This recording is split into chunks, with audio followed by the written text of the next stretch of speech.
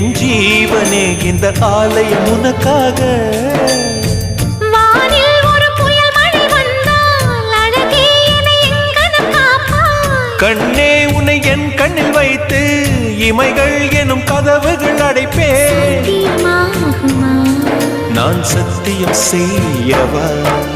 தொடு தொடுவெனவே வானவில் என்னை தூரத்தில் அழைக்கின்ற நேரம்.